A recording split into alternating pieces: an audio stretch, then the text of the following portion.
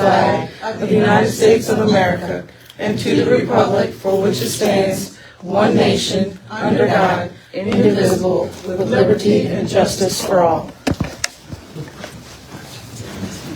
Okay, we will go ahead and get started, and we'll get started with our approval of our minutes. I just want to make a note that I did send out a corrected copy that does have a few corrections in it.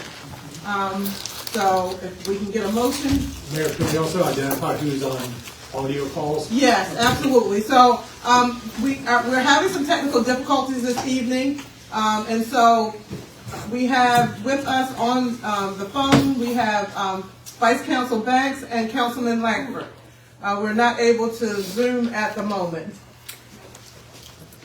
I think Miss Merritt would like for you to call her as we were doing before because we can't bring her in on Zoom. Oh, that's right. We can't. Okay. So, do you have her number? Thank you very much. So, Councilwoman Johnson will bring in Ms. Merritt, who's our grant administrator. Unfortunately, we cannot use Zoom this evening. Were we going to have CWP was going to be on Zoom as well? Correct? Yes. Yeah, they Yes, were. they So got- the worship section was on Zoom as well. So we are struggling with our technology tonight.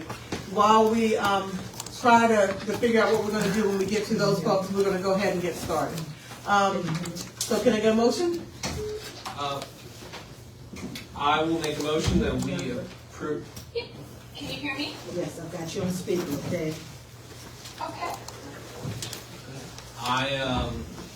Madam Mayor, I will make a motion that we approve the regular session minutes from March 25th, 2026, and the special session on Wednesday, March 25th, 2026 at 5 p.m. You can approve it with corrections. Approval with corrections, yes, I apologize. Yes, second. All in favor? Aye. Motion carried. Thank you very much. And now for the gentleman that I was hoping would join us tonight. I don't even know who he is. Mr. Bradford, I looked at him and came to the door. Thank you so much. He's going to give us an update on ditch maintenance. We've contracted with Mr. Bradford to help us with our ditches, and he's been around for a long time, understands things the way they are, and we're going to ask you, Mr. Bradford, if you would stand over here and just give us an update on where we are with the ditch maintenance. We had 9 different projects that we're working on. We have completed the one on, or I have completed the one on 7th Street with the replacing and the floodgate at the end of 7th Street. And That's the one going to the marina? no, that's the one that is going to past 7th Street on that end. Oh, okay, on that end, okay. Still a little, there's a leak somewhere in there, I haven't quite found. I think we're getting feedback from the catch station there in the parking lot. How long ago did you make that replacement? It's been over a year now. So that's been done, okay, so that one's been And- completed, good. Right, and the, let's see, the other one was, those floodgates have been replaced at the little boat harbor. The small boat harbor? Yes, Okay, good. right, and we still have to,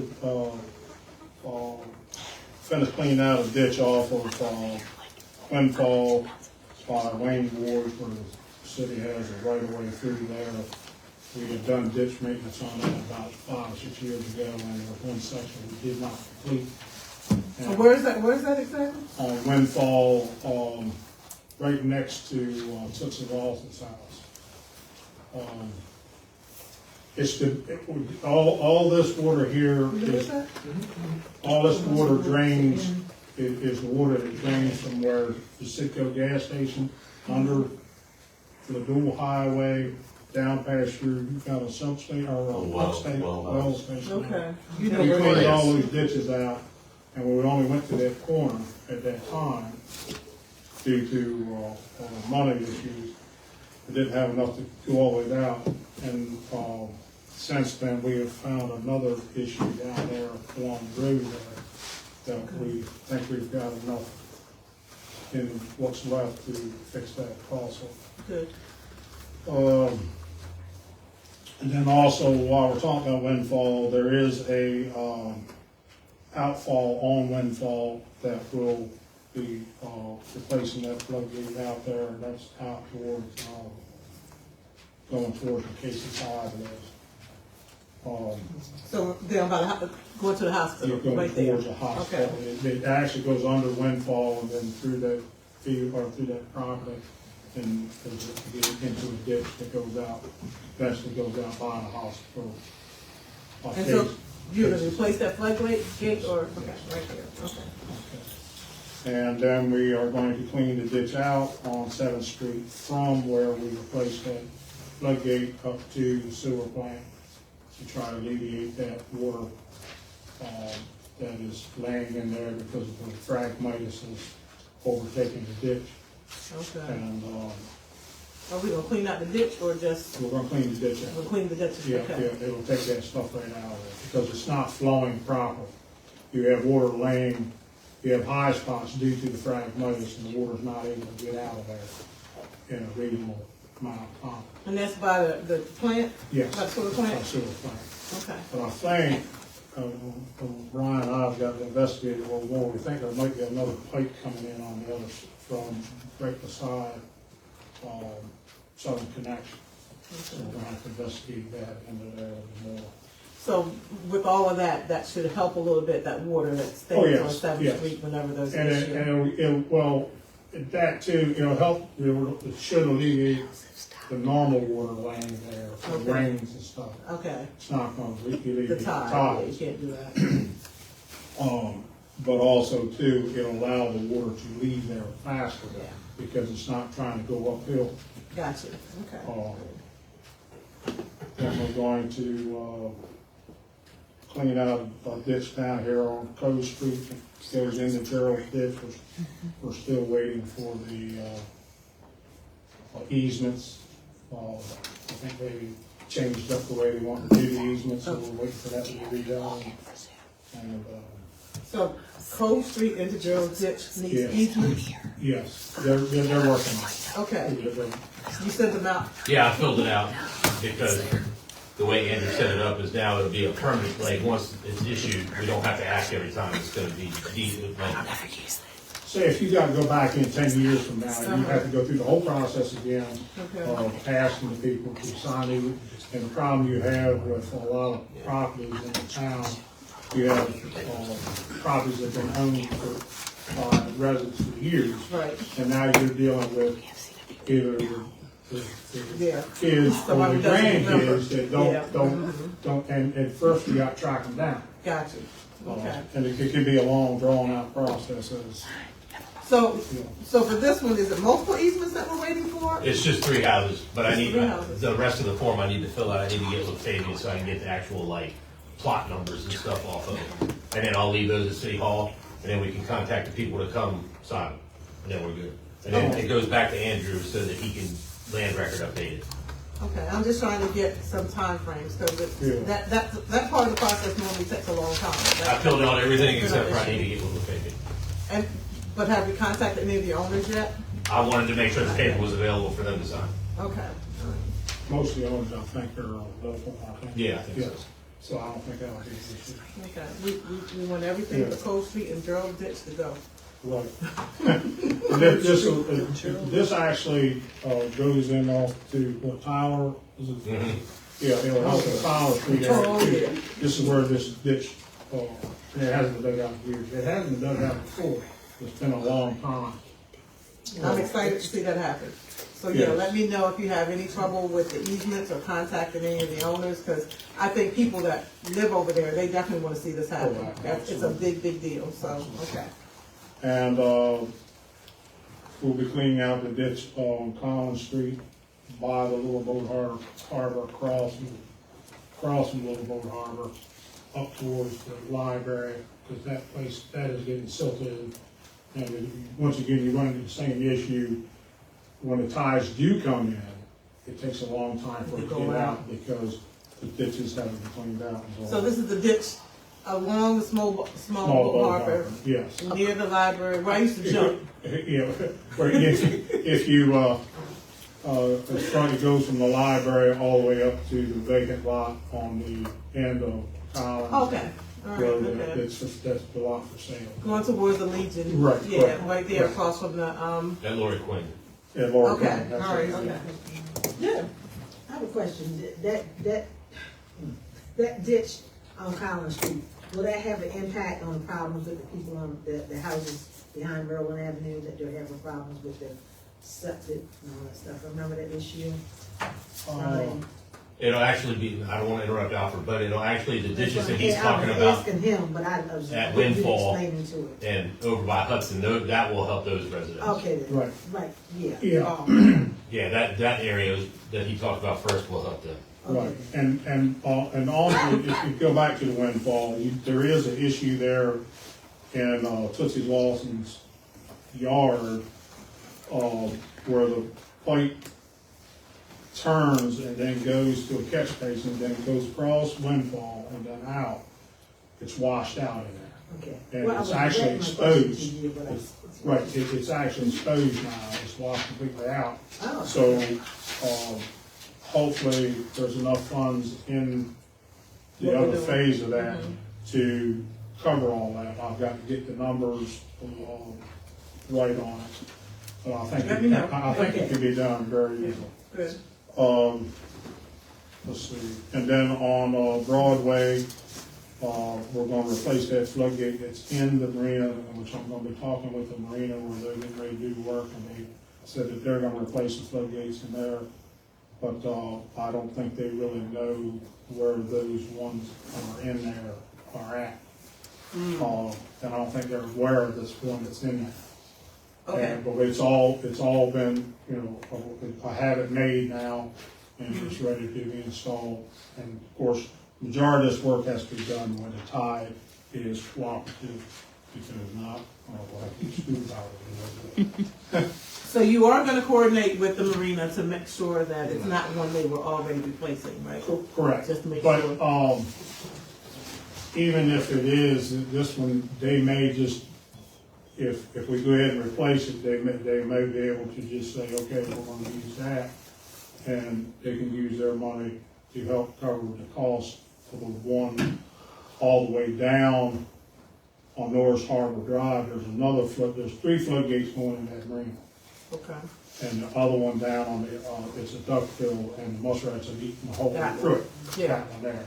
Okay. And then, also too, we're going to clean the ditch out from that goes from that floodgate there over to Charlotte. And then we're going to go in behind Woodson, in that area there, where the ditches have silted in back in there, to try to alleviate that water off of Somerset, to give it another outlet like it's supposed to have to get out of there. Sounds good. And Yeah, I know that's a big issue back there. so- Yeah, it is, and we went back in there, I took the time to go back there and open the, end of it up with my excavator, and we pulled out tires, batteries, you name it, Really? we pulled it out, and, I believe the water is working. Yeah, the good news is the water drains from that spot, it's just, there's somewhere else in the, and the Fragmitis is taking over. Right, it, too. yeah, yeah. Okay. But that would also help the south side of Cove as well, because that ditch that's on the lower half of Cove ties into all the ones from Somerset as well. Okay, good. Right. Okay. So it'll, That'll have a big impact on a big area. Good. and, hopefully next week I will be in town and start getting a lot of this done. And, I'm gonna get it hopefully knocked out of here before June. Fantastic. Well, the reality of it is you actually have, till December, but we don't wanna wait that long. Oh, no. I know the weather won't cooperate I need to get anyway. it done for several reasons. I got my phone instead of ringing, and as you all know, finding help is hard to do. Oh, my and- God, yeah. And, it's hard when you're working by yourself all the time, but I have a lot of good people that do come in, contractors that come in. Okay. Well, we appreciate all the work you're doing. We know you're working very closely with Brian, and we appreciate everything that you're doing to get us to a certain place. We do have to have it done by Right. the end of the year. Yeah, That's basically the way the contract right. is set up for the funding that we have. Right. But we appreciate it. I think this will be a tremendous help while we're looking at the other ways that, other things we can do for our city. This will be huge. Hopefully tomorrow I'll get down and talk to Mary about maybe I get hold of their plans and see what, because they may be putting their floodgates on the outside Okay, of the, on the marina side of the. I know what you pipe, mean, okay, where this one is, closer to Broadway. okay. And, it is actually, cast iron type that, they don't use as much, well, they don't use as much now, especially in salt water. And actually, the gate's not in bad shape, but the pipe behind it is rusted out. Okay, well, we appreciate What's it. going back in there will be stainless steel, Fantastic. 304 stainless. I have one question. Unfortunately, we can't, no, not during the meeting, George, no, unfortunately, we can't. Well, he'll be gone and nobody. Right, but then we'll get you an We've answer had to your question. For debris in those floodgates for the last 20 years. So, What are we gonna do I to understand. prevent it? Okay. On the Yeah, debris we'll have a getting- conversation with Brian. Anything else? So from the council, I want to give them an opportunity, and maybe they'll answer your question, I don't know. Otherwise, we'll get you an answer, George, but we can't do that as part of the meeting. Go ahead. I can try to ask this for Mr. George on top of mind. So it seems like, and we do know this is an issue, is debris with these tie gates. What type of tie gates are you installing? They're flat gates, So these are the ones that open up, right. And as you very well know, we installed one on, as far as, across from 4th Street, in that, where they cleaned that ditch out, across from Shallow. Shallow. And that has worked very Oh, well yes. because Yes. her, people that go to church where aren't wanting to kill her every week when she goes in there because of water laying. Something to keep in mind about these tie gates, and in fact, we have one that is installed wrong. It was the one that is installed on,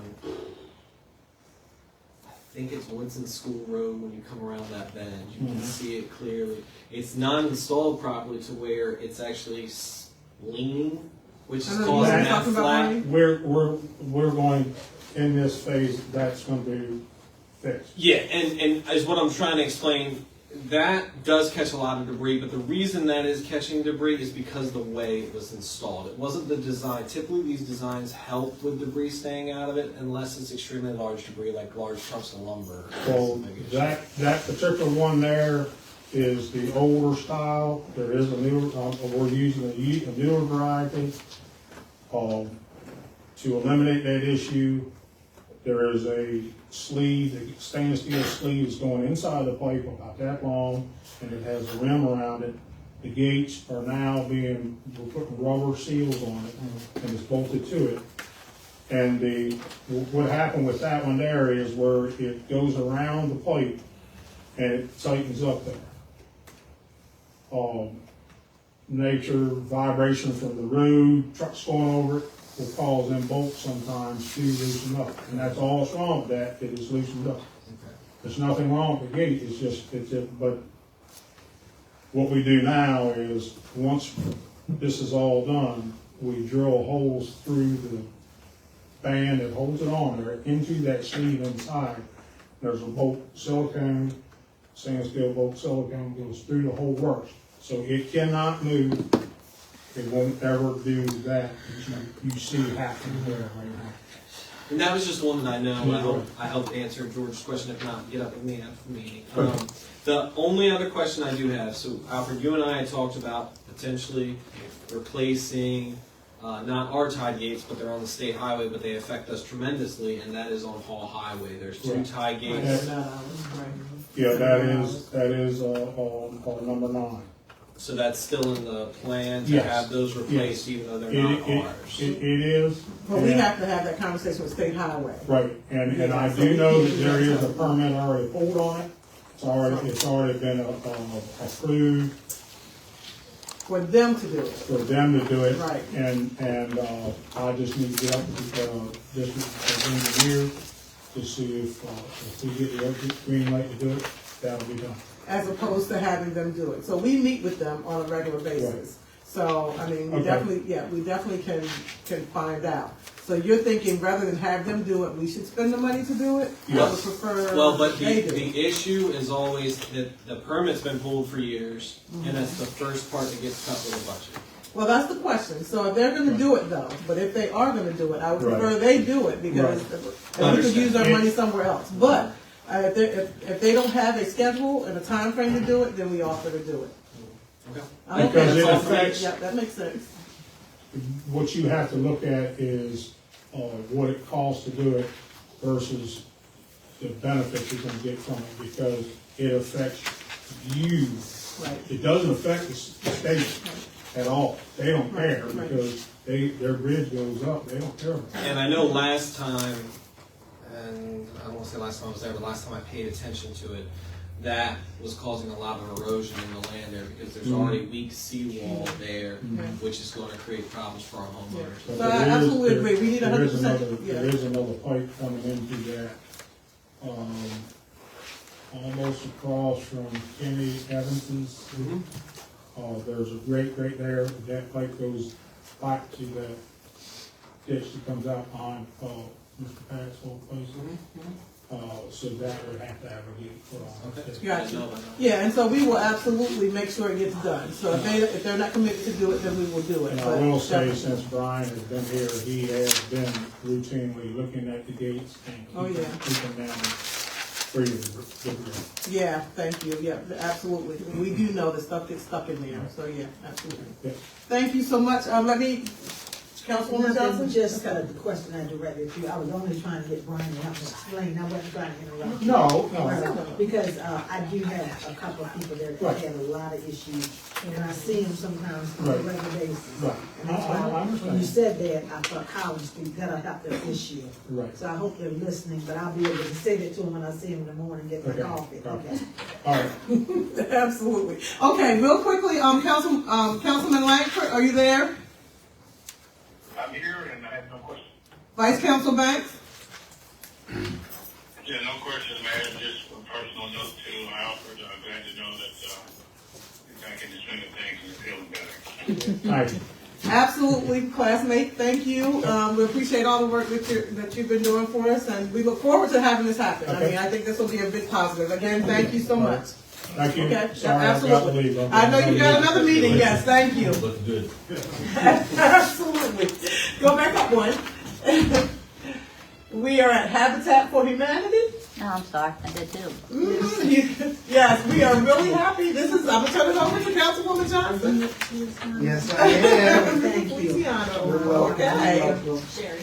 This is big. Thank you all for coming. I did a brief synopsis last week. Yes, for the two. But I don't think I can Thank you. explain it like you all probably will, and I have a lot of people that are interested in this, so thank you so much for coming and doing this presentation tonight.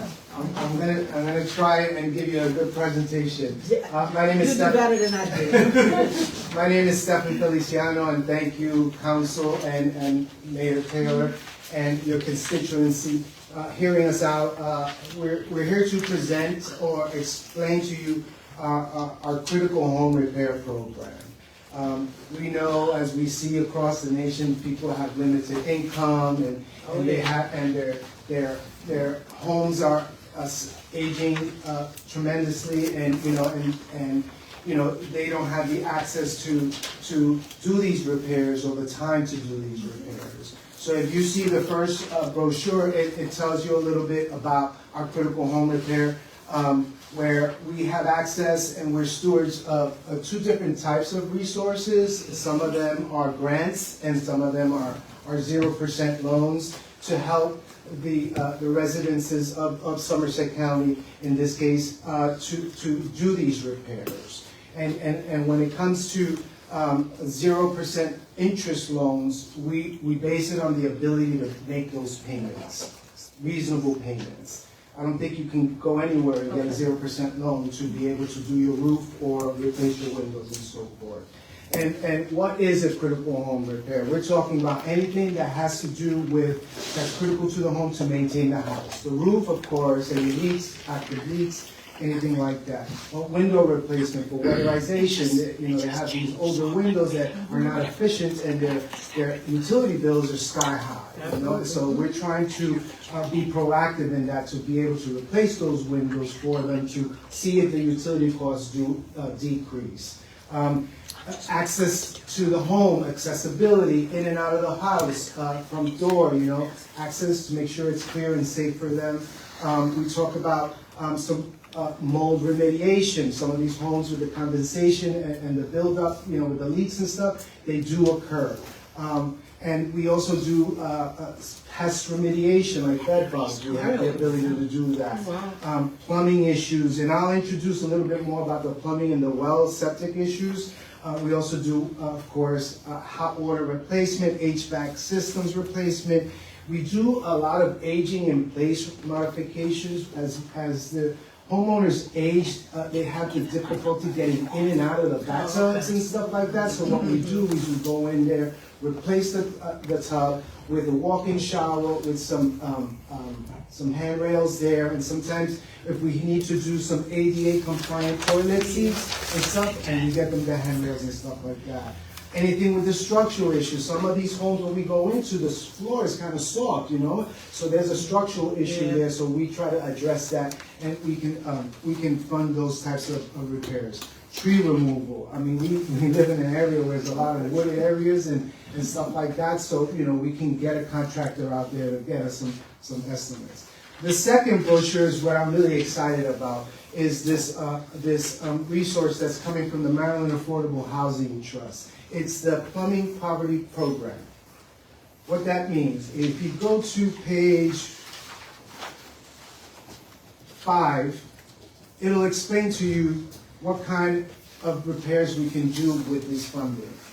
Renovations of incomplete bathrooms or kitchens that includes hot and cold running waters, bathtub, no access to bathtub or shower, sink with a faucet, a stove or refrigerator. Installation or replacement of wells and septic connections. Connections to public waters and sewer systems. So you mean like if somebody's having a problem with a leak or something? If there's a failure with their septic, we go and assess, we get a contractor out there to assess it, and they say it's failed, we need to replace it. Of course, we gotta go to the Department of Health to get the site survey to make sure there's enough space to put that new one. And if they can find another location on the property, we will fund that job. Okay, that's the septic part. That's great. What about the connection to public water sewer systems? I don't understand that. So what we're seeing is, like in the city of Salisbury, we have some areas where they're really close to city of Salisbury waters and sewer. And right across the street is all septic and well water. So it's when sometimes these municipalities come in and they say, well, we want to extend that offer to the residences. So if they can't afford to tap into the city water, or we can fund that cost. We also fix, like, if the water line degrades over time, an older house, from the house to the city services, we could do that replace that line as The well. sewer line as well, I know that's a big thing that the county programs do, is if the sewer line collapses, which seems to be a problem, Happening a lot. it's happening now. The $5,500 fee, which then goes, they can cover. Oh, wow. Okay. All right, okay. Yeah, and we also take care of quality, improve the quality waters, installing some filtration systems. There's a lot of iron and a lot of sediments in some of these waters. Oh, yeah. So we're able to go in there, get someone in there to test the waters, and then we can get someone to replace install a filter system. And it is income-based, so they have to be very low income. And you'll see that in the next, it's not attached there, but you'll see that next one. It's for this program to qualify the homeowner, owner occupied. You can't do this on rentals, it has to be owner occupied. And they have to meet the area median income, 50% or lower. So I highlighted those sections. For a household of one, someone at 50% AMI is $32,450. They can't make any more than that, and so forth. And it all depends on how many people are in the household and the total income that's coming into that household. And that's this specific program is 50%. This Specific program is 50% or below. Right, and our other program is 80% or below for our other critical home repair program. The first one, this one is 80% or below? Correct. Okay, so the first one is 80% or below. Correct. which is a whole nother category. Right, Yeah, that one, a lot more people would qualify for. correct. Okay, all right. Correct. And that's the most exciting one, because we live in an area where there's no city water, sewer, and a lot of individuals are experiencing some failing systems and water qualities that we're able to help them with. Okay, good. This next flyer, it just tells us of all the other things that we have. You know, we like to educate the public. You know, we try to we also build homes, right? So we build homes and we try to educate financial literacy. So we had partnered with a local bank and PAC 14, and we are doing some segments where we're teaching the public finances and its impact on home ownership. So when I go and want to go and buy a car at a dealership, am I going to go for the shiny one that's going to give me a higher, or do I get a used one where it doesn't impact me later on when I want to go buy a house 3 months later? And stuff like that. We also did a segment with the local Warwick Community College, where financial aid and its impact on home ownership and so forth. And we're gearing to do 10 segments, and so the public can have access to that information, so they get a feel of the impact of when they want to buy a house. Let's think about this and be an informed consumer. We also have other programs for, you know, credit counseling. We have access to any of that. Free home ownership education courses, and also we build homes as well. So, What's the partner family? What is that? A partner family is someone who qualifies for our program to purchase a house. So there's things they have to, right, so they have to make at least $40,000 a year. Okay. They have to have. Excuse me, can you do me a favor? Can you stand up over the thing, because I do have some people that are interested in it. A lot. Yes, thank you. And your name? I'm Sherry Ewing. I'm the Director of Family Services at CapTap. Thank you, Sherry. So if you want to go and be in the partner family, you have to at least make $40,000 a year. Now right now we're only building in Salisbury or in Wicomico County, but we have purchased a couple of homes, well, 3 that are being sold very, very soon in Princess Anne. So, are you building the home? We actually purchased those from a builder. So, yeah, like, I mean, we have new houses that we have people building, and then we're trying to get people in them. Can they be a part of your program? Or That would be, yeah. So we'd have to work that out with the builder. Okay. I have a question. I think that's what I thought you were gonna talk about, or I wanted to ask about the program that had funding for down payments for homeowners. Sure. Yes. Okay. So we do have so through the Atlantic Home Loan Bank of Atlanta, there is down payment assistance. So if you're in the, if you're an EMT, if you're a nurse, in the health industry, what else? Teach education, you are eligible for up to $20,000 of down payment assistance.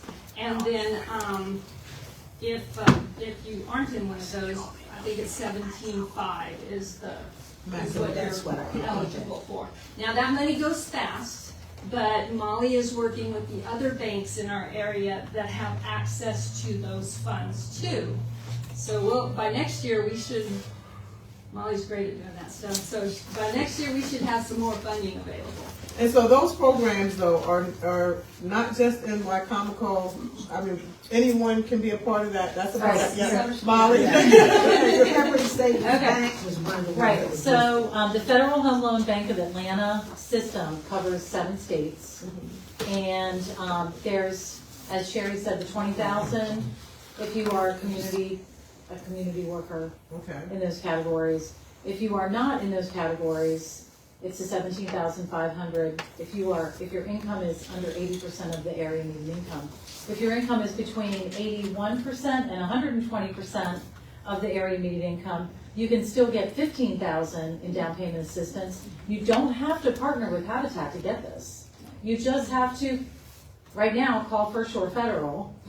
Or you can call us and we'll connect you to the right person at First Shore Federal. You do have to be a first-time home buyer, and they will verify your income with pay stubs. There's a couple of hoops you have to jump through, but it's not bad. It's not hard. And then the benefit of working with Habitat is that we offer additional down payment assistance. So for example, the homes that we're selling in Princess Anne right now, these families are getting up to $80,000 in down payment assistance. So we are creating that opportunity. Let's face it, right now with high cost of rents, high cost of utilities, families don't have the ability to save for down payment. We are making that happen. That's amazing. And so what we really want to encourage you guys is to send people to us now so we can get them mortgage ready so that by January, they are looking for their future home. So when the down payment assistance opportunity opens up again, because right now, it opened up at the end of February, it will be out, they'll be out of money by the end of June. So you have to be ready, like mortgage ready, like your income, your credit, all the stuff, pay your rent on time. And then that way, when you start looking for your house, or you're working with a builder, you know, you have to be ready and under contract so that within 45 days of reserving the down payment assistance, you go to settlement. So it's That's a timing issue. It's definitely a timing, and there's a lot to it. So we want folks to come to us now. So are we they can coming to prepare. Habitat? Yes. For Humanity is who has this program. Because I know Salisbury Neighborhood Housing had a program. Habitat. I just want to make sure I understand. So this is a program through Habitat. It's a for combination. Humanity. It's a combination. You work with them. Yes. Okay. All right. But we can send folks to you. You can send them to us. We'll explain it, and then they don't have to buy a home with us. They could buy with a realtor. Okay. And we would be able to go They through just might that not get with as much them down payment. and They'll say- get up to 20,000, something like that. And we can But go if they through- come through you, they could get the higher one when it's available. It'll get larger down payment. Well, it depends on If which, it's if available. it's the EMS, if it's that one, that's the higher one, because she's explaining that there's ways to combine those two programs for down payment assistance. So one portion is through this banking system, and then there's another portion from Habitat. Yes. So and as Sherry had mentioned, if they go through us, we're holding your hand right through the whole entire process, get you ready, file is ready, submit, and everything gets appropriate, goes through the process. Because it is extra effort, and lenders don't always like to work with down payment assistance because it's more work for them. But like Stephen says, we'll hold the family's hand through the process. And, yeah. Well, that's huge for us. We have a low-income housing initiative that we're trying to do right now. So we had houses that are derelict houses that were given to us through the county, and we tore them down, and now we're having new homes built on them for low-income residents, and we're trying to qualify them to get a mortgage. So your program would. Yeah, and there's other things that we can talk more about what other municipalities and counties across Maryland are doing to assist. So for example, Montgomery County offers $25,000 in a down payment assistance that can be layered with other down payment assistance. You guys could offer something like that, We're offering a house that's real low cost. Okay, so you're reducing the mortgage. The house is like, the house is, There's lots of different ways to get to that finish line. And we could talk more online about other options. Thank That you. was one of the reasons I asked you to come tonight, because we have the low income housing initiative. Okay. And like I said, I talked about it briefly in our last meeting, but you have certainly enlightened your Facebook Live, people that are interested. And we want a bigger presence with Somerset. We're working right now. We're working right now. We get some veteran funding, and we worked with 3 homes, 2 at Marion Station, 2 veterans, Marion Station, and 1 in Eden. So we want the footprint. We want to be in Somerset County. We want you here. Oh, yeah, we absolutely do. And so those are two big areas that she was talking about. The one you're talking about is the home buying one, but also I get hit all the time with where's money for home repair. Yeah. So Councilman Goldsboro knows there's a program at the county as well, but as many programs as possible, we want to get this information out to people. Our city inspector is here. So one last thing. Yes. I will say that some of our funding right now that Stefan talked about is specific to Wycomico County because the money comes from the cannabis tax revenues, the CRRF fund. Okay. And so I'm not sure how Somerset County is using those funds, if they've been offered out. But we would be happy to share with you how we've used those cannabis tax revenues to go back into the community for home repairs. Much more flexible than the state repair money. Oh, could you send that to me? Yes. Okay. Yeah, we'll get that to you. Well, it's a grant, it's complicated. Okay, send it to me and I'll send it to somebody We're the else. sub-recipient. Yes. It's I'll a make sure they all get it, program. yes. But we have a special program and it's flexible and easy, which is the important part. But mostly Wycomico County. For that. Okay. Now, hold on, question, because I've got a lot of dealings with the home repair. So for home repair, one of the biggest issues that the city faces is you must have flood insurance. Is that a requirement for you guys as well? It depends. Yeah. It depends on the funding source. Okay. Don't sit there, Wally. All right, so when it comes to the mandate, the flood insurance mandate, it depends on the funding source. So if we're using USDA, HUD money, CDBG, state money, they all want flood insurance.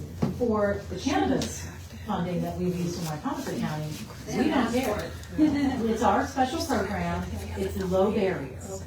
That is what Somerset County needs. So if you can talk to whoever's in charge of that CRRF fund money, and ask them when they're going to offer an RFP, we would love to apply, to offer a low barrier home repair program for Somerset County. And we won't require flood insurance. So as the subrecipient, they're using our program, so whatever we decide is our program Is what? is what. What you can do. Yeah. And it's because we created this program because there was so much red tape between state and federal programs. We were like, this isn't working for low-income families, especially that, you know, their homes were built before the flood zones changed. Well, and going into the red tape, the other big red tape that the city of Christian sees from our program stance is we cannot assist with lead abatement. That's Right. That's another one for you guys. We've run into that too, but yes. Really? So if there's any lead tested positive in a home, a grant can't touch it. Really? You have a special loans program that'll still touch it up Okay. to a certain amount. I can get on my soapbox. Yeah, we and really will- complain about we that. we don't have, that's not a barrier for us. Okay. We are okay with that, but we do have licensed contractors that do have, they can work with lead, so we have a whole list of that. Not a problem. What else? Fantastic. Before we let them go, we kept them quite a while, but did you have any questions, Vice Council Banks? No questions, Mayor. Thank you. Councilman Langford? No questions, just make sure I get those brochures, please. Oh, yep, they left packets. I think they left 3. Yep, they left 3 packets, so you guys are good. Great. No, she doesn't. And we're happy to come back for a longer session at the library for the public. Yeah. We just need to schedule it. Doing a workshop. Yeah. Workshop, yeah. That's what I was trying to say, for those interested. And we can bring out our applications Okay. and invite the public Oh, and, thank you know, you. just a It'd be little more, huge. just Yeah, a little more that- notice. yeah, I will be in touch. But if you have any questions, you have my contact information, you can give me a call. You guys have been fantastic. These are the 2 main things that we get hit with all the time. Hey, where can I find money to fix my home? Especially when we have a new inspector that's cracking down. So this is big. We want to make sure people have the resources and know about them at least. So, Absolutely. thank you guys so much. Thank you. Absolutely. Guys, you guys have a great day. Thank you. Yes. Thank you. Thank you, everyone. And now it looks like we're going to run into the place where our technology is going to hurt us. because the Center for Watershed Protection was gonna be here to talk about, the contract award for the lead line inventory. Jennifer, are you there? She can update you on that. I am there, yes. Okay, and Jackie is also here as well. So, can one of you just give us a brief update? Sure, so for the lead line inventory, we need to postpone the decision of that award, due to the responses received from the bidders, and I believe, Mayor Taylor, that we're working on setting up a meeting with Center for Watershed to go over those responses in more detail. Yes, absolutely. Some of the concern is I think we don't think we have enough money necessarily to do what we need to do, and the responses kind of showed that. So now we have to decide what's the best thing to do. Right, Jennifer? That's where we left it, right? Yeah, that's correct. Okay, so we will come back. It was interesting today to hear about American Water and their lead line stuff. They've done more. We've gone through the inventory process. This was a bid to see what companies could go out there and actually do the on-site verification. And because we have so much, that's a big job. And so, the funding that we have may not support it. So we have to look at what can we do with the funding we have and perhaps look in other places for additional funding to get this job done. So that's kind of where we're going to have to leave it for now. And then we'll come back to you guys. Any questions, council? Not at the table. Any questions, guys on the phone? Jack, no question. Okay. All right, hearing no questions, then we're going to move to the next one, which was actually Center for Watershed Protection as well. Jennifer? Yes, so that is the bids for the Southern Crisco Flood Mitigation Project Phase 1. We did receive 3 bids from Bayland, CVM Smith, and Rao. The committee had several questions about those bids, so we asked for best and final offers, which we have just recently received. So that one will also be postponed to April 22nd, when Center for Watershed will present the final reviews of those offers. Okay, so that's where we are. Do you guys have any questions on that? Any questions on the phone? No questions. Okay, then we will keep going. Thank you very much, Jennifer. Then we have you next up for the Chesapeake Gateway's Technical Assistance Application. And do we have a presentation for that? Yes, there should be 2 slides, I think. Yep, there you go. We got them up on the screen. You want to read through them? Sure, so the first slide is for a nomination. So Chesapeake Gateways are through the National Park Service, and they really serve in several ways to highlight cultural and heritage areas. It assists with marketing those areas as well. So we are not currently a Chesapeake Gateways partner, but I think we're a really, really good community to join. And that I think there's a lot to recommend Chrisfield as having a lot of cultural and heritage value. So the first slide is to ask the mayor and council's consideration for the city to nominate itself as a Chesapeake Gateways partner. And this is a self-nomination process for the council. So what she's saying is that we would nominate ourselves to be a Chesapeake Gateways partner. And it would open up some opportunities for us. That's correct, yeah. So is there specific opportunities that it will open up, Jennifer, you think? If you go to the next slide,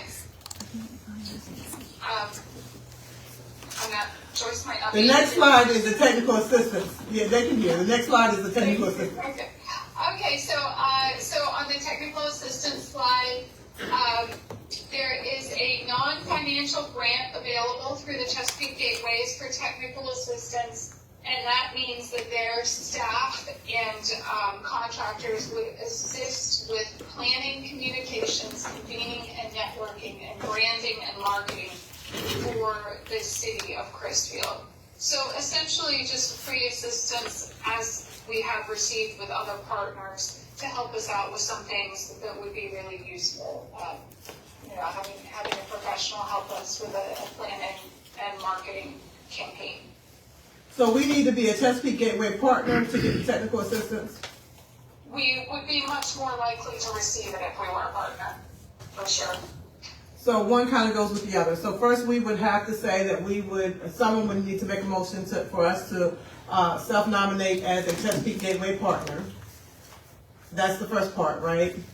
And yes, that's correct. And the second part would be we would decide if we wanted to apply for the non-financial grant for technical assistance that will help us with planning, communications, networking, branding, and marketing of our community. That's correct. Okay, council, questions? Questions? Yeah, with it not being due till May the 6th, could we hold off a vote till the next meeting so we can look into it? Look into what? What do you need to look Well, into? there was a website on the past page, Go back, and I'd like to, we didn't get this information before, I'd like to kind of just take a look and see. I'm not saying anything bad against it, but I'd like to know how it'd be marketed, what planning would go along with it, anything like that. I'm sorry, go ahead. What you asking? I didn't hear.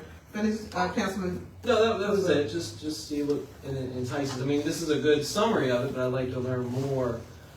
Plus potentially communicate with the organizations that would benefit from this, one being Crisfield Heritage Foundation and different natural organizations in the area, things like that. Okay, before we self-nominate ourselves? Yeah, for just Chesapeake if Gateway? it's possible. I mean, if we have to do it today, I guess we're in a pinch in the last minute and have to do it, but I think it'd be something to help communicate more.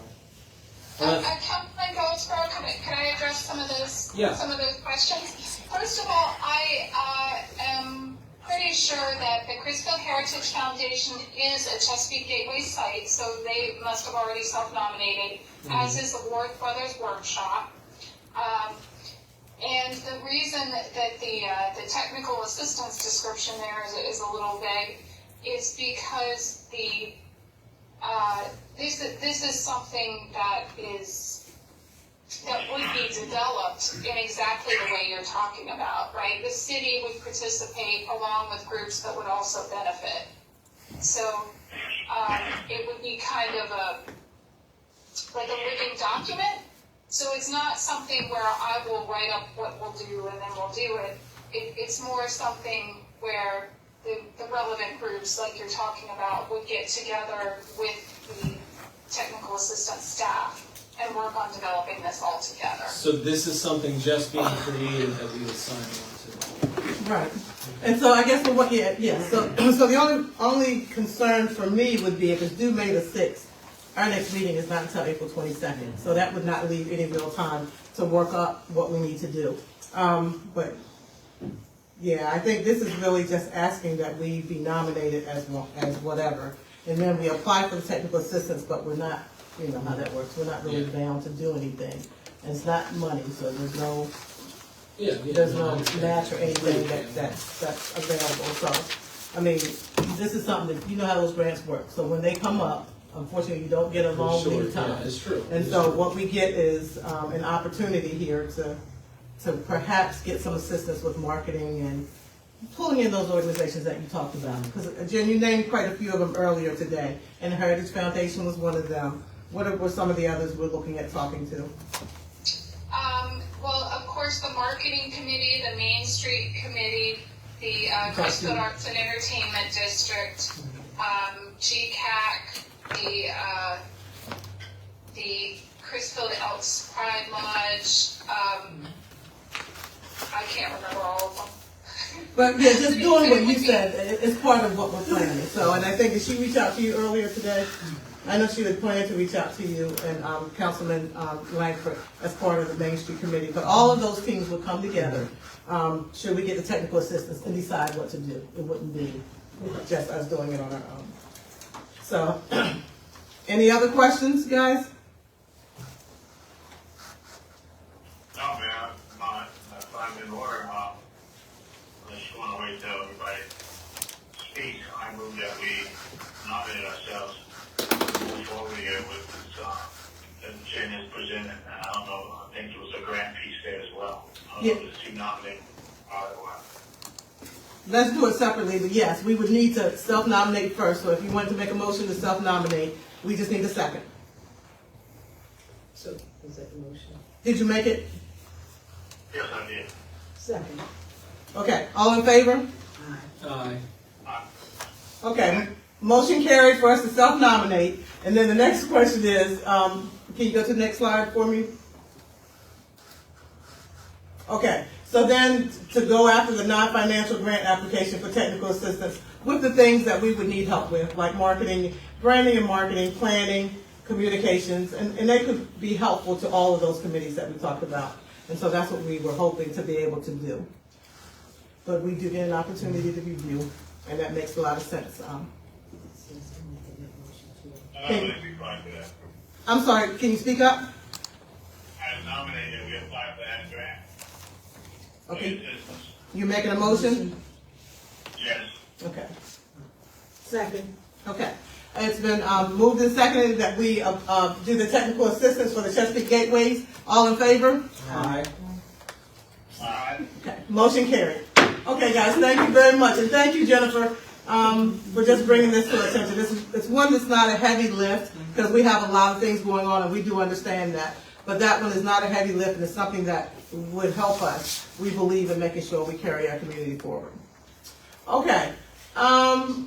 Miss Jackie is here with us today, and she's going to give us a status on the business incubator roof. There's a lot of construction happening on Main Street right now. Absolutely. On one side of the street and on the opposite side of the street is where our business incubator will be housed, and we're working on the roof. Tell us about it. Where are we, Miss Jackie? Well, roof, we approved for Dynamic General to come in. We approved that in the February 11th meeting. It's being funded by the National Park Service. This is kind of a review of what we talked about. Yeah, absolutely. Mm-hmm. But then as of today, when they got the latest update is the roofing part is complete as of today. That was what. Wonderful. Okay, so they have completed the roof that they were doing from one end of the building to the end of our building. Right, yes. Okay, the part that belongs to the city from end to I end. think it's Okay. built on each side, but yeah, we have that middle part is Okay. ours. Okay. We didn't get pictures yet, right? There are some pictures. Okay, all right, okay, that's what They are working on the metals and the fabrication the rest of this week and next week, so they are on schedule to complete the project by the end of next week. Well, wait a minute. Go back. Can you go back to the summary for me? So what are you saying happened? So the roof part, just due to the land stuff, but then they still have some metal work and some fabrication they're doing. That will be finished by next Friday with our, that was our schedule, by next Friday. Okay. Yeah, so they're gonna be finishing on time. Okay. Yep. Yep. So, we do have a couple of, potential change orders. We're waiting to hear back. We don't have that information fully yet, but we're gonna do that. Brian is fully aware, and we've been working with you, and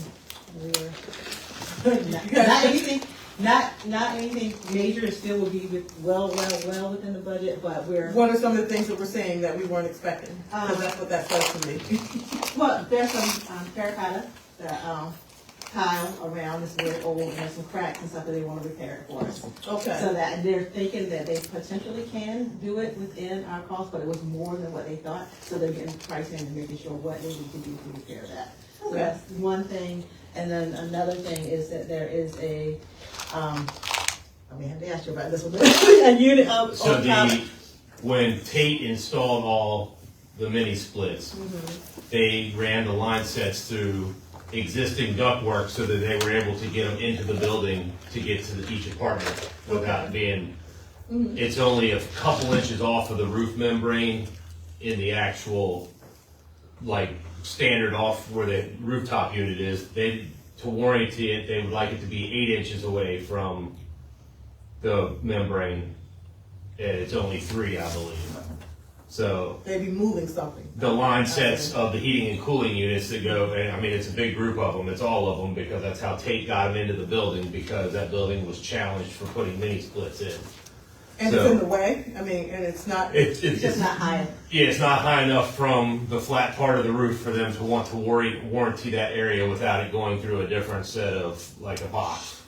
So I'm gonna bring Tate back down to ask them, Dynamics already offered up a price, So we're just trying to see. but what I'm the trying right- to work something out with Tate so Is we what can. makes sense, Yeah. right?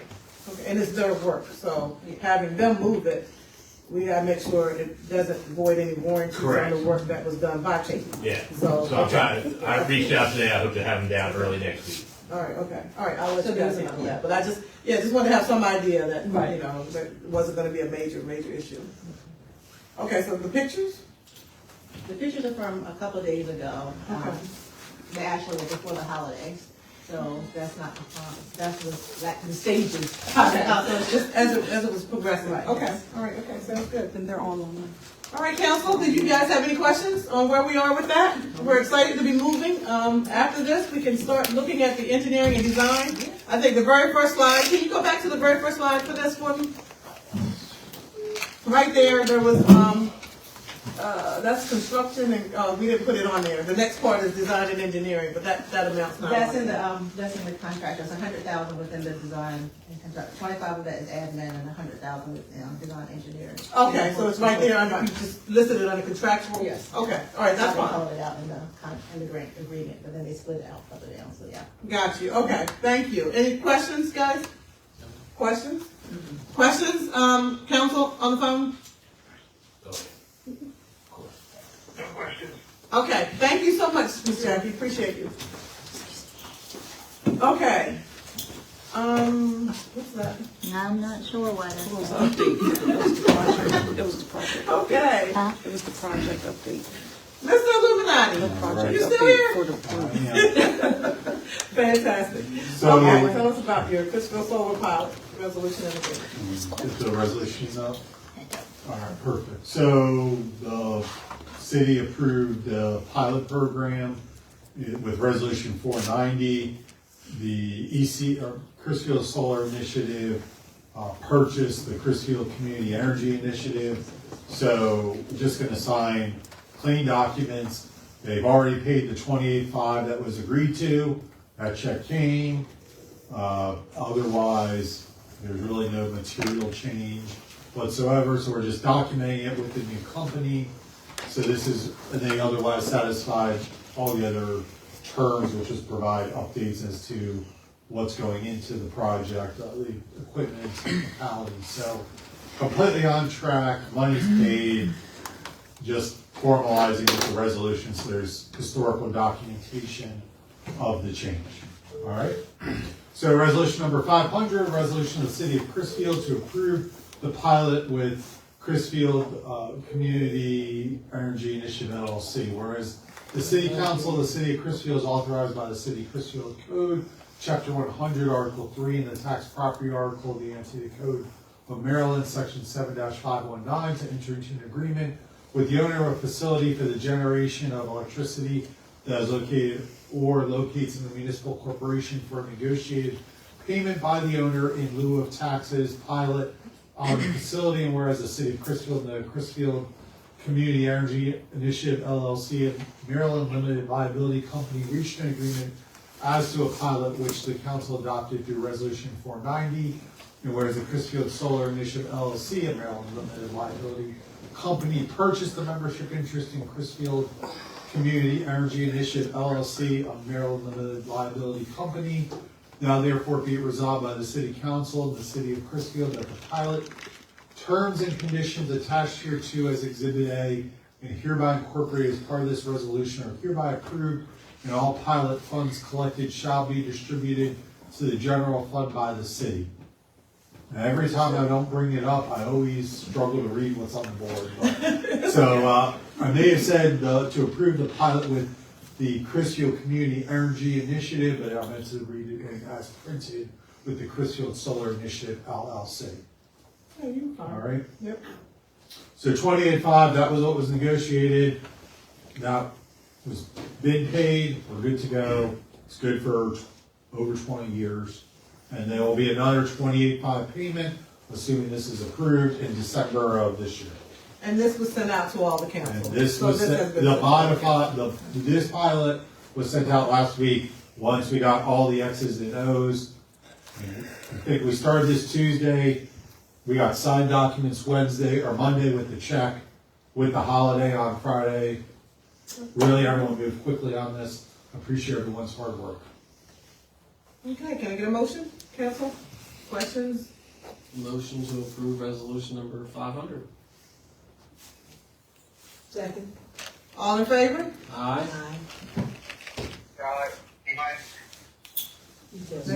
Okay, Councilman, okay, Patel, I think we got everybody? Motion carried. Fantastic, thank you. All right, thank you Is very that much. the last one we have for you? I believe so. Oh, we're not working too hard tonight, Mr. Illuminati? Okay, fantastic. So, Mr. Hershoff, you're gonna come and talk to us about community engagement with iWorks, right? Yes, ma'am. Fantastic. iWorks being our new platform that we're using to automate our processes at the city. And the first one going in are the processes under Peter. This was one of the programs that you researched for us. So tell Yes. us about it. So this is our landing page for the City of Chrisfield's website. And as you can see on the right-hand side, we already have the rental portal and the permit portal up and running. So anybody that can come in and apply for a rental license can hit this portal and it'll request information from them. They populate the information that gets sent to me and process goes on from there. To include payment, you can also make payments online now through the rental licensing and the permit portal. As long as I process the invoice, send it back to the individual and they pay online. This is the second page for the rental portal. See two different ones. The top one's a short term. The middle one is a long term, and on the bottom there is to submit a rental property complaint. So if any individual that's running property within the city can submit a complaint right here. Also, there's also information on the right-hand side that you can click on and hover over. It'll bring up questions or additional information if you want to read prior to submitting for your application. And this page here is the permit portal. So it lists all the different permits that are issued by the city. And there's also a contact information up there if they don't happen to find their permit on this page, that they can just call the city and we can direct them on how to fill out the application. And also, if you see there's underlying links on there where it says building packet. That's just an example of the building packet that they would fill out online. Okay. That they could read ahead of time in case if they're not ready to apply. So if someone needs a permit, they can go online, they can click on the permit, and then this will tell them, if you want, for the benefit of those on the phone, the different ones categorized here are building new construction, building renovation, demolition, electrical, foundation, grading, HVAC, plumbing, roof, can't read that, sign permit, and right-of-way permit. Those are the ones that we have right now? Yes, those are the current major ones that we deal with on a daily basis. Okay, good. All right, fantastic. And the customer engagement part of it, can you go back to the first slide, please? We're gonna keep that box on the right-hand side, that way everybody's accustomed to it, and we're just gonna add buttons in it as far as the customer engagement. In the customer engagement portal, there's gonna be other information coming from other departments, like Brian's Department, Public Works, and DJ's department, as well as Public Utilities. So they are currently working with iWorks to get their information in. You guys, hopefully that'll be in sometime in the near future. Yep. Okay, all right, go ahead. You can go to the last slide. And this just talks about, geez, that's a little small. It talks about what the customer engagement portal is about, where they, basically anything dealing with the city that they can come in here, submit a complaint, submit an issue, a pothole, they see something leaking in the city and someone else didn't write it up, or they can just submit questions if they want. If they have questions, they can submit questions, and they be triaged. I'll be working with LaFabian as well, as the PAO, Public Affairs and stuff like that. To get the information out, and once we get the fully implementation of the tool, there'll be a whole big landing page for the customer and the citizens to go to and to gather or research information or submit anything that they need. Okay, so they can't do that piece yet. Not yet, until we get the other portals up that feed the information into the customer engagement portal. So months, how long is it gonna take you guys to get your stuff? I'm about a month away. You're a month away. Okay, all right, so I'm marking the calendar. Okay, yeah, hopefully by the summer, we'll be able to have all this up and running to be able to help citizens report potholes. They call me now. There's a big pothole. Have you seen that pothole over there? Or, did you see that water leak? I got a call the other night, water was leaking on the street, so they could just go in online and they could report that. So now I guess my question would be, but then when do we see it? Let's say the water's leaking, I wanna know now. I don't want, because I'm gonna call DJ. We get, anybody who is part of the system will get automated notification, and it'll be set up that way. Automated to their email? Through email, you can also get text messages. Yeah, that's what I'm looking for. So I don't have to call DJ directly. It'll go directly to his phone. Yes. That's what I'm looking for. So, okay. All right, good. Good. My question is, the person that makes a complaint, will they get a response? Or Yes. they- Good question. Oh, good, because that's the main concern. People say they have complaints and they don't know if their complaints are heard or addressed or not. And- So they will get a response. Yes, and everything is keep track. Oh, okay. Yeah, I'm like it more and more. Yeah. Absolutely. Okay, any other questions, Council? Yeah, one question, I know I get a lot, I don't know if you guys do, but it's in two forms, but I was wondering if there's a way we could have it. So for rental properties, and this comes from tenants and from neighboring of rental properties, is if they're active in the city and are being inspected regularly. Is there a way to be able to just have something that you can search a property and see if it's an active rental or if it's Yes. a non-active? Yes. You can search by address. And it'll tell you, what do you mean by, I'm not Like sure if they I have an active, so for rentals in the city, you have to apply for a rental license. If that rental license is active or not, and then that rental license also certifies that the city has inspected it or Okay, will okay, inspect it. Okay. Um, And you can see when it was inspected last and all that? You can Yes. see that? Yes. Okay, all right. Because I upload the third-party inspections, I upload it to the file. Okay. So everything that you can view is in the file. It'll be there. Okay, good. Nice. All right, I'm pleased. I'm waiting for the rest of us to get in there. The rest of us are coming to 21st century. So fantastic. Councilman Langford or Banks, do you have any questions for Mr. Hershoff on the new tool, iWorks? No, just thank you, Steve. Certainly. Okay, once we get it all in, then we'll all get our own tutorial. We'll have some time that the whole city gets a tutorial. Fantastic, thank you. And next, I think we have you still up here. Yeah, this is in conjunction with the properties that we talked about, the low income properties, as well as all the information we heard tonight. This is a draft proposal that I came up with for those properties, up to 6 properties, once we confirm. That would be posted on our website, out in the community, that we are looking for builders, right, to come and build homes on these lots. And my idea was to have a public-private partnership with some builders that would be economical for them to build new homes for low-income families.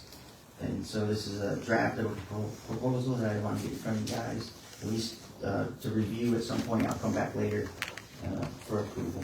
And yeah, you can email it to us. Have you looked at it? He emailed it to us Monday, Okay. so, we're just trying to, got the court meeting next Tuesday. That way I get time sensitive stuff done, I've been working on that. Okay. But it came in Monday afternoon, it's on my radar list to look at. I do have some questions. I know Dominique was working on this in the past, and I gave her some discussion points that we need to work through. Okay. So we'll schedule time for Peter and I to talk and work through this RFP. Okay, so you guys do that, and then we can send it out and let council look at it if they're interested in looking at it. But it really is just an RFP will release for the vacant properties that we have that we want to build on for our low-income housing. We did say that some of them would go to nonprofits and the others would go to builders, hopefully local builders. But one of the things that Peter brought up, which I thought was a good point, is that it may be beneficial to say that, have them RFP for a package, because it might not be beneficial for a builder to build one house, but if we can give them, if they have 2 or 3 lots, then it might make sense for them, and they might be wanting to do it. So that does make a lot of sense. So we want to make sure that that option is for them to respond as a package, or if they want a single lot, and then we get an opportunity to decide how to do it. So this is it right here. Yeah, this is just a draft. That's a draft, yeah. There would be It's possibly, nice, yeah. there would possibly 2 more properties possibly, depending on. It's nice. How many go to the nonprofits? Yes. We know that Eastern Shore Long-Term Recovery has 2 of them right now. I think out of the 8, we wanted them to have 2 or 3. So, yeah, at least one more, 1 or more. goes And to then them. even maybe the possibility of Habitat Humanity. Yeah, we didn't talk to them about that, absolutely, Right. yeah, that's a great point, because they said they're not here. Right. Yeah, that's a great point. All right, any other questions, council? Nice work. Councilman Banks, Councilman Langford? Councilman Patel's on, questions? No question. Okay, fantastic, thank you, Peter. Okay. Mr. Moore, we're getting right on down, let's see, we're coming on down the road. What's happening with our new, pumping stations that we desperately need? There's been some movement, not as much as we want, but there is movement. They've gotten some materials, but the contractor has come to me with an official 6-month time extension for the construction contract. It's a no-cost time extension. It's not going to cost us any more money. It's just going to delay the project, and their justification is because of some of the changes we made in the design in order to save the city some money, around $300,000. It has delayed getting the structures and some of the equipment they need. So we're requesting that 6-month extension. There's been some issues with Delmarva Power recently that have slowed the project down. So we're working on that, but I'm pushing them to get over to Cove Street and get working on that one ASAP. They were going to start at Rubber Set, but with the Delmarva Power issues, we think Cove Street, get moving on that. So the key thing is things are moving, they're just moving very slowly, but it's not, unfortunately, not costing the city any more on the project, and the delays are kind of associated with some cost savings. So I wanted to get your approval for that 6-month extension to keep them moving and cracking the whip on it. And saving $300,000? Saving approximately $300,000. Okay. That part is the attractive piece. Yes, ma'am. Yeah, absolutely. Well, the project is something that we need. So now what's our timeline? September, I think it's mid-September. I've looked at the documentation. I believe the official contract actually expires, substantial completion, I believe, is supposed to be in April. So it's actually expiring now if it hasn't officially expired. So we need to keep them officially under contract to keep USDA happy. This is a big funding portion of the project. Hell yeah. But it would be in mid to late September. So we'll say end of September to be on the safe side. Have it completely, that's both pump stations, and that's completely done. Okay, council questions? Questions? Council on the phone, questions? Councilman Banks, Councilman Langford, Councilman Patel, anybody have questions? No question. No question. DJ, do you have a question? No question. Actually, I spoke with Keller Hopkins and Billy. They are going to start trying to mobilize mats over to Cove Street. Oh, yeah. So they're going to move the mats from Rubber Set over to Cove Street and start at Cove Street. They actually have to move it because of the interference with the electric. They're shifting it over some. That way there's no interference with the OSHA regulations with the power lines. And we discussed that today. But they are starting, they're moving in to go to Cove Street first. I love it. I absolutely love it. Cove Street is our nightmare. So having that done first should be our priority. So I'm very, very happy to hear that. Absolutely. Okay, if there's no more questions from council, we're good? We're good. I'll All email right. the documents. Thank you so much, Jake. Oh, you didn't bring them to me this time, huh? You already had an email issue, and I forgot to print them out. Gotcha. Okay. Yep, no problem. Hell yeah. Okay, guys, we are there. Okay, public input. Did you have Mr. Freeman? Yep. Today is not a good day. Grandson had a ball game. I chose to come here because we're going to talk about the ditches. People come in and talk about the ditches, and the citizens don't have a right to even talk. This is wrong. When these people come in and we're going to have something about it, we should have a discussion. What our concerns are and how we can address them. It's not for this council just to talk for me. I can talk for myself. I can think for myself, okay? I'm letting you have it today because I'm really aggravated, okay? Because I've been here for 20 years. Try to make this place better, okay? I'm on different committees trying to move this city forward. And we can't discuss something before you vote on something the second time. The way it is right now, if you come up and say we don't want trees 10 foot from the sidewalk, you guys have a discussion, you vote on it, okay, that's what we're going to do. The next meeting, you come up and you say, okay, whole business, you come up okay with the tree from 10 foot from the side. Well, all of a sudden we said, read it in the paper, we don't have no input. Till the end of the night after you already voted the second time. This is not the way our city hall should be run. It's not the way it should be run. The citizens, I used to come to city hall meeting, this place was full with citizens that were concerned, cared, because I hear it time and time again, and I've held my voice for so long, but I'm fed up. The people, when I talk to them, they ain't even want to come to city hall meeting. What are you with it for? It's a waste of time. And you wonder why. I come in today, I know about these ditches, and I've got problems. And you hear me all the time about these ditches. And finally we're going to do something. I'm looking at this map for been a year, trying to get a map. Oh, it's like a patch quilt. And we've discussed it, and he's been a big help, and it's a patch quilt. None of these ditches work, and I've been asking, when you have a ditch that's supposed to drain, it's supposed to start from here and go to somewhere. And everything is supposed to work, but we don't have a patch quilt. None of shit's together, okay? It can't drain. You look on the map and you see it, and I'm like, what the hell? Nothing goes together. How are we gonna stop the flood?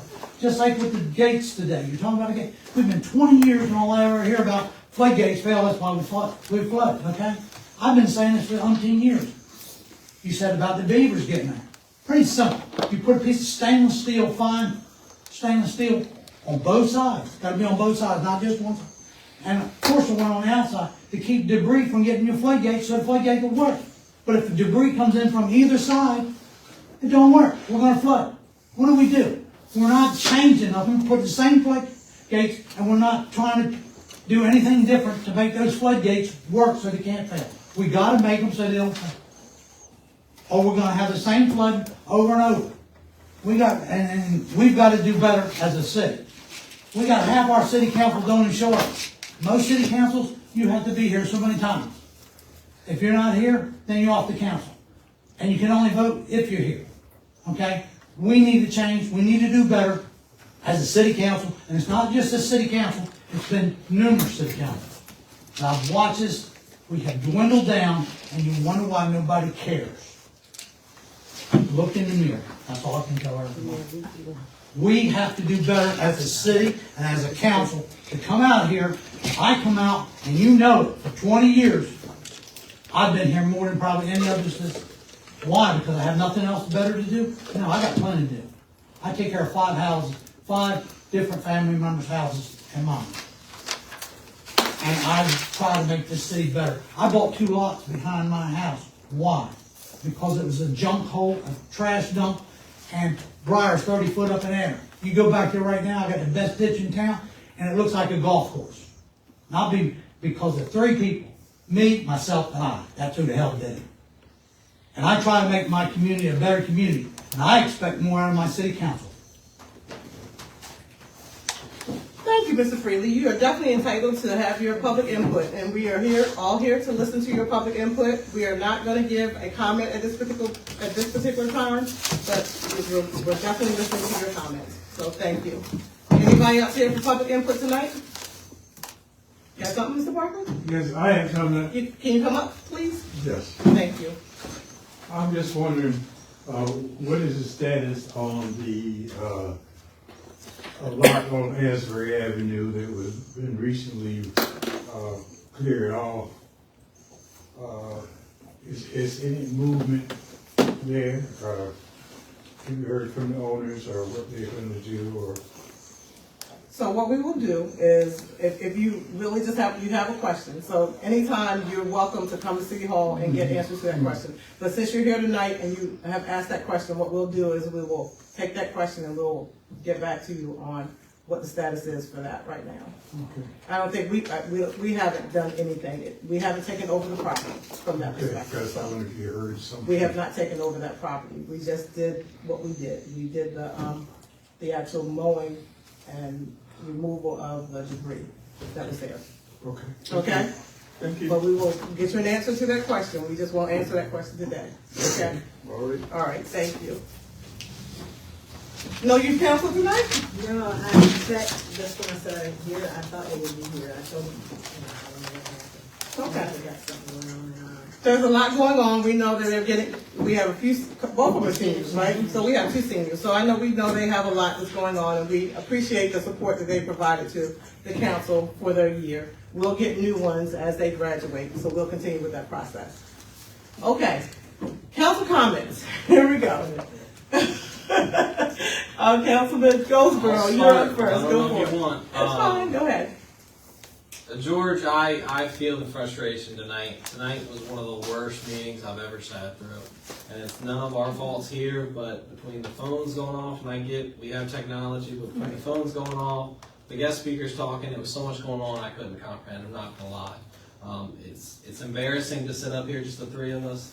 Our mayor is the hardest working and busiest mayor I've ever met in my life, and that's a fact. And she finds time to come to the meetings. I mean, my wife's not feeling good today. I really didn't want to come, but I did choose to come.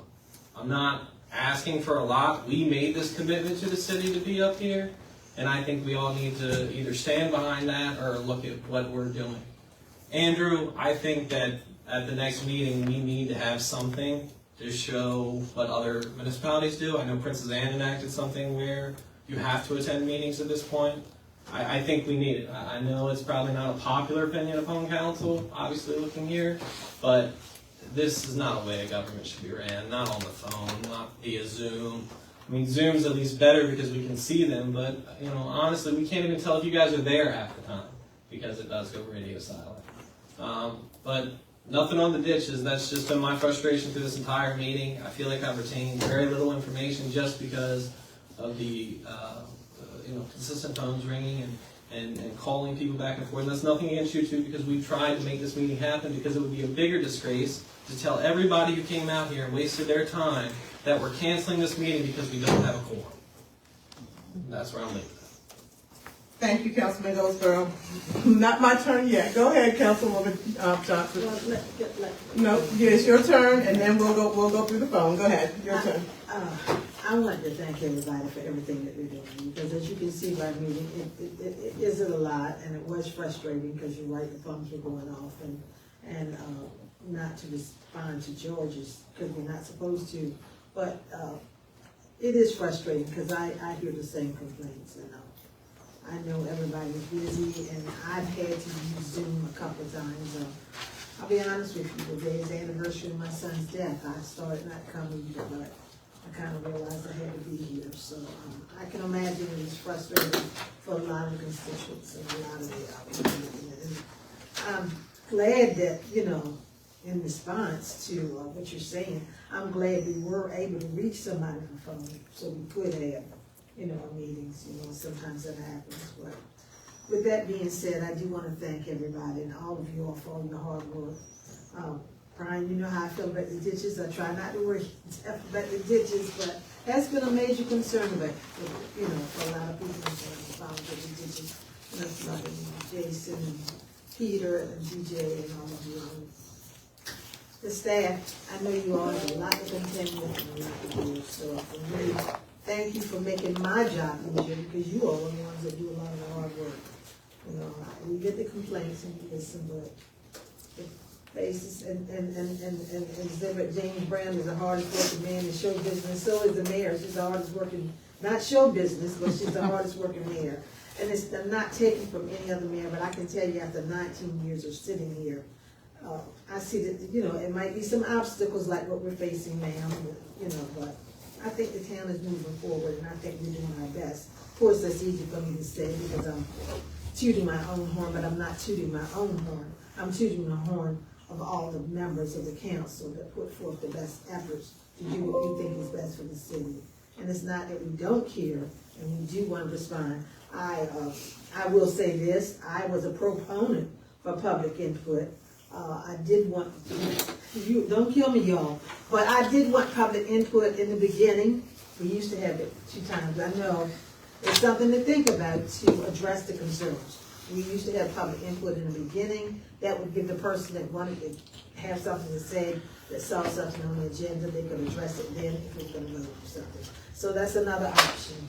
I know nobody wants to hear that, but I'm just throwing it out there. Public input in the beginning, possibly, and maybe not in the end of both again. That's it. Thank you, Sorry. Councilwoman. No, don't be sorry. Everybody has a right to speak, and that is what we're here for. So there are items on the agenda, we go through them, and you get your opportunity to speak. Absolutely. Councilman Patel.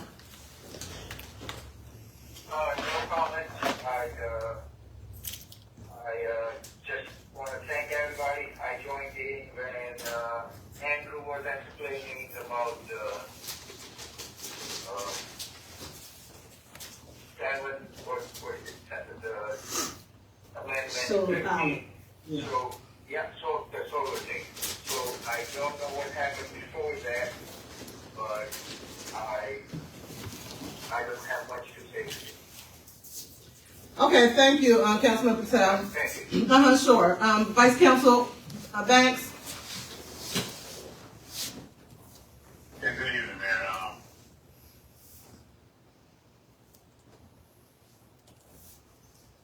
Are you there? I wanted to hold my peace on what was just said in the meeting there. And the meetings that I've missed, I can speak for me, I can't speak for the rest. Because of either illness or personal issues. And tonight I'm not there because I have a serious personal issue that comes before my city. It's my family. So when people speak outside of not knowing what they're saying, always think there's two sides to everything. I came to City Hall today so that my city know that I wasn't going to be to me because of a personal issue with a family member. A deep, close family member. Comes before the city. Now, if you have something to say in a meeting, follow protocol. This is not a work session. It's a public meeting. The public can come to listen in the meeting. The meeting is being conducted by the city government. You will give reports to the city government that the public can hear. That's protocol. And I don't appreciate someone pointing the finger at me and whoever else is at the meeting. That's your business. But don't be pointing the finger at me and not know what you're talking about.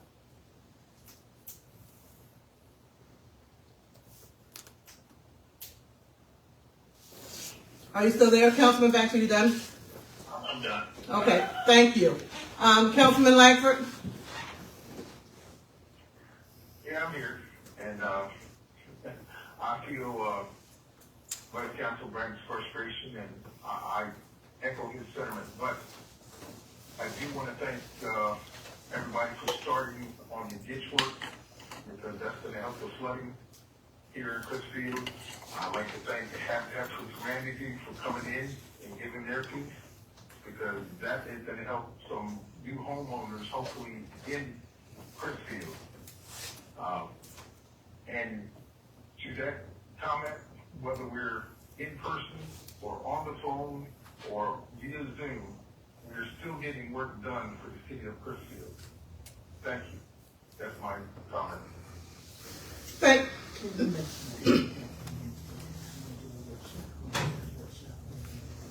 Yeah, that's fine. Thank you, Councilman Langford. And so I guess at the end is my comment. First of all, again, I thank everybody who comes to support this meeting, when they come to support this meeting. But they do need to understand that they're coming to support this meeting, and they're welcome. We welcome anyone to come and support this meeting. There is, in the code and in the laws, there's an opportunity for the public to speak, but that is a specific given opportunity. This meeting is to conduct city business by the city elected officials. So I want to be really clear on that. This meeting is the meeting of the city elected officials to conduct city business, and it will follow the agenda the way it's supposed to. And there is an opportunity for the public to speak, but it is specified in the code, and we have outlined that in the agenda. And that is when the public is supposed to speak. But we are here, and we make this meeting open. You're welcome to come in person. We don't even have to Zoom, but we do that because we want to get that word out. We want the public to participate. But we do need the public to understand that this meeting is a meeting of the elected officials. That is what this meeting is for. What I try to do, as the mayor, what I try to do is try to offer to the public an opportunity to see all the things that are happening within the city. So you'll see a variety of things on that agenda. You'll see a lot of people come in, and you'll see them come in and try to provide information, because I know that the public is watching. So what we're doing is we're educating the council on the things that are happening in the city, and we're providing information to the public. But this is a meeting for the public elected officials to conduct city business. And the public is invited to attend. That is their role. If they do have something they need to say, they are welcome to say that during public input. So I want to be really clear about that. We are opening this meeting, and this meeting is an open meeting. You are welcome to come in person, or you're welcome to Zoom. But this meeting is so that the elected officials can conduct city business. That is the purpose of the meeting. And so if there are things that you would like your elected officials to know, call them. Speak to them. We can have conversations, and we had a conversation earlier about where we put public input, and we decided we would leave it at the end.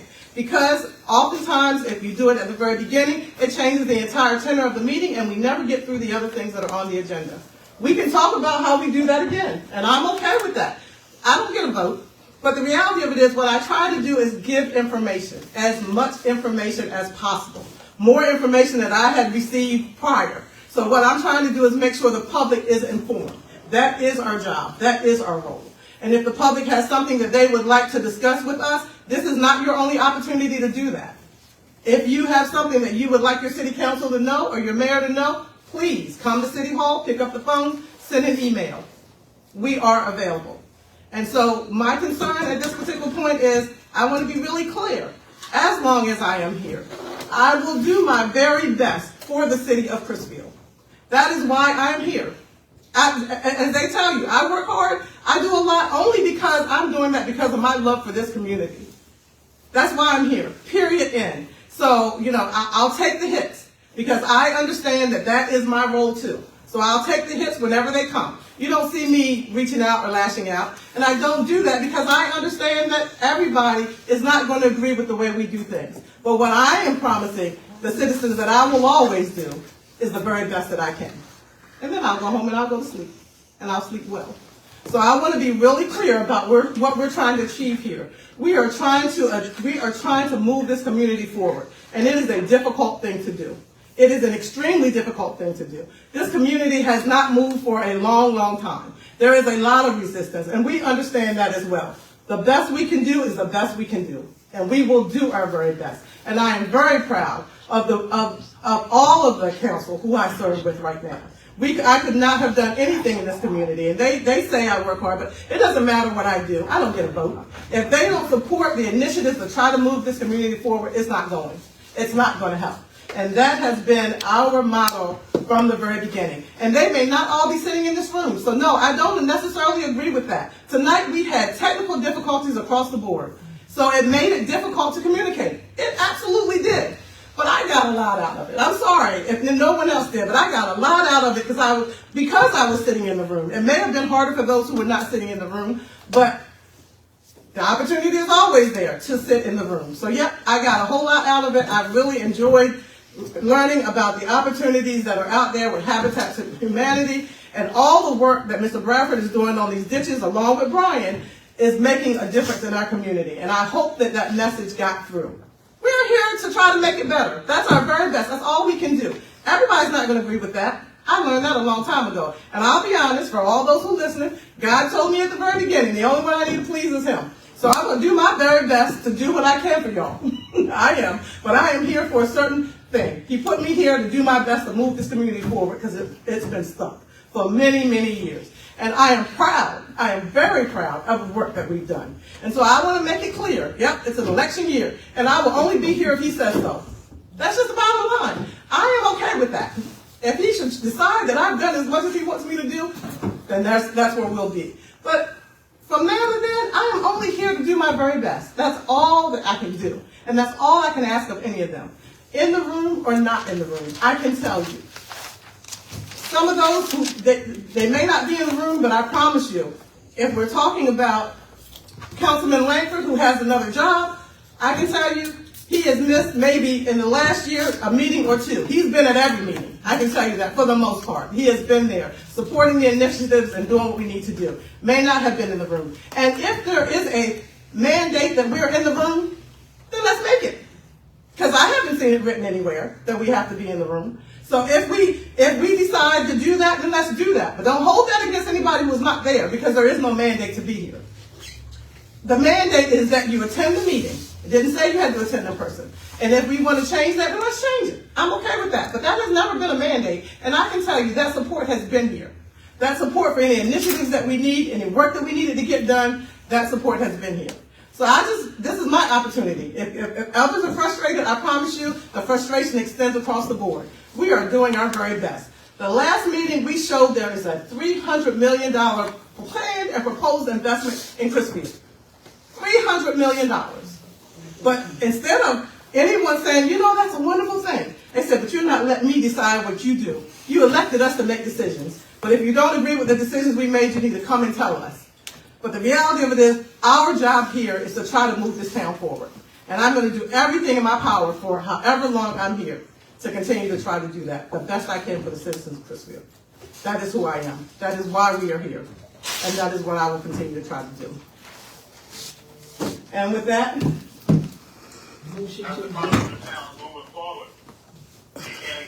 it's okay, Councilman Banks. Go ahead. Motion to adjourn. Second. All in favor? Aye. Aye. Aye. Thank you. I love you, Crisfield.